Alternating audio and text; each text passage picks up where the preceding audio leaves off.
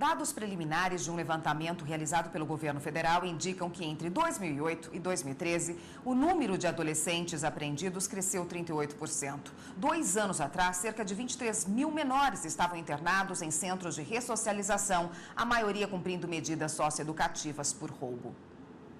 O levantamento do governo federal deverá ser publicado ainda este mês pela Secretaria de Direitos Humanos. A falta de políticas públicas é apontada por este advogado criminalista como um fator significativo para o crescimento de menores infratores. Se a aplicação de pena por si só, fosse suficiente para reduzir a criminalidade, nós não teríamos índices de criminalidade tão altos como a gente tem no Brasil. O roubo aparece no topo da lista de atos infracionais cometidos por adolescentes internados nos centros de ressocialização. Também estão enumerados tráfico de drogas, homicídio, latrocínio e estupro. E a população sente os efeitos desses índices. Isso é falta de educação, né? O país não ajuda, não investe na educação. Então os jovens estão cada dia mais passando, mas é só se acabando nas drogas, no vício, né? Porque se não tiver dinheiro, como é que eles vão manter o vício dele?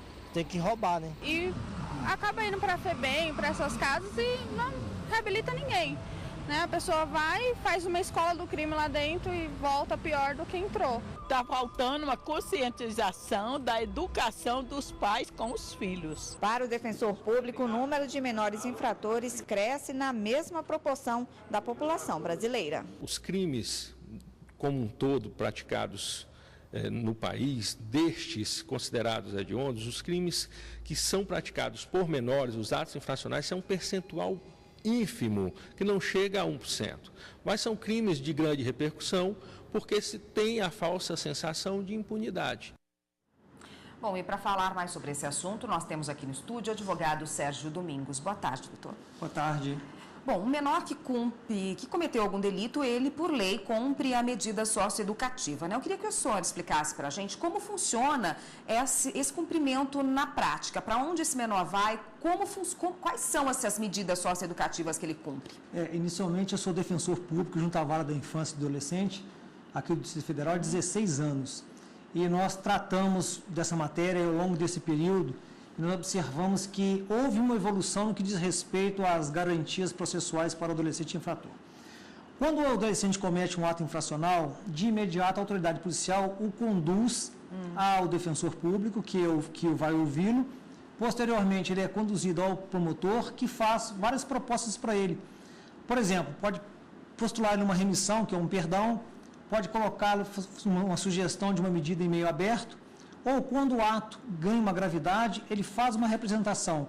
Quando o juiz vai examinar e, se for o caso, vai determinar uma internação provisória de até 45 dias.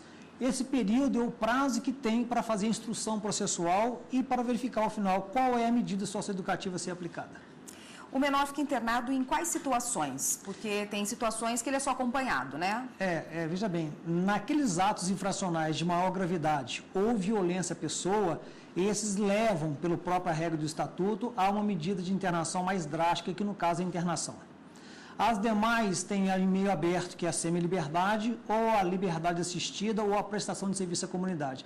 Essas posteriores de meio aberto são para atos de menor gravidade. Né? É um pequeno furto, ou às vezes é um pequeno tráfico de drogas que leva, que tem uma possibilidade de uma ressocialização mais rápida. E tem um limite de tempo para esse menor ficar internado? O prazo máximo de internação são 3 anos. Não é? Vamos tomar apenas uma hipótese. Digamos que um jovem com 17 anos e meio comete um ato infracional, ele não será liberado aos 18. Ele vai cumprir o prazo integralmente, certo que até os 21 anos ele fica adstrito ao estatuto. Depois dos 21 será liberado automaticamente. Justamente essa é uma dúvida também. Se o menor pratica um crime, prestes a completar 18 anos, ele cumpre toda a medida socioeducativa no regime indicado pelo ECA, pelo Estatuto da Criança e do Adolescente? Veja bem, ao longo do tempo de cumprimento da medida socioeducativa, ele vai sendo reavaliado. De tal sorte que pode ser que no curso do período de 3 anos ele possa até vir a uma semi-liberdade ou posteriormente uma liberdade assistida, porque ele vai recebendo uma progressão da medida. isso acontece como? A partir dos relatórios que vêm da unidade indicando que ele já está com uma ressocialização mais adequada, que a família está realmente integralizada, que tem condições de retornar ao meio social. Então, ele vai recebendo uma evolução. Ele não é que ele de imediato sai de uma internação e é colocado em liberdade, que a sociedade tem essa mística de que não, ele não cumpre pena, ou ele já cumpriu e vai para a rua. Não, ele vai ter uma progressão dessa medida. O menor que é pego cometendo algum ato infracional, algum tipo de crime em flagrante, ele pode ser algemado, porque ele é apreendido pela polícia e levado para os órgãos competentes. Ele pode ser algemado ou não? Teve uma discussão que até o próprio Supremo trabalhou o problema da algema ou não. Mas o que nós temos aqui no Distrito Federal, sim, ele é algemado, ele é apresentado para o juiz algemado e nós já tentamos discussão e já tentamos recursos para que não fosse algemado e nós não obtivemos êxito nessa matéria. De tal sorte que ele, desde a apreensão até durante a instrução, que é quando ele vai ser ouvido em juízo, também ele vai algemado.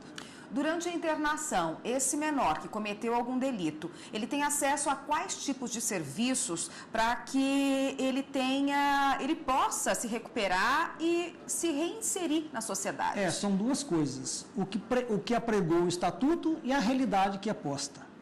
O que diz o Estatuto é que teria o direito a fazer curso de profissionalização e dar continuidade do sistema educacional. Porém, a realidade que nós temos hoje é que isso não existe, pelo menos na capital da República não há.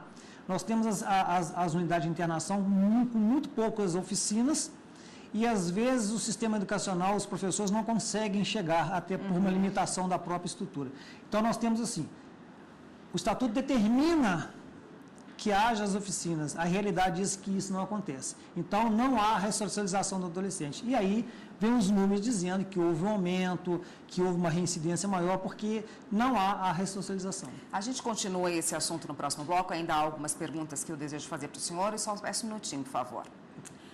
E nós voltamos aqui no estúdio a falar com o defensor público Sérgio Domingos a respeito das medidas socioeducativas cumpridas pelos menores infratores. Quem gere essas instituições onde os menores infratores cumprem a medida socioeducativa? Isso fica a cargo do Poder Executivo, a gestão das unidades de internação. Aqui nós temos o Distrito Federal que faz essa gestão.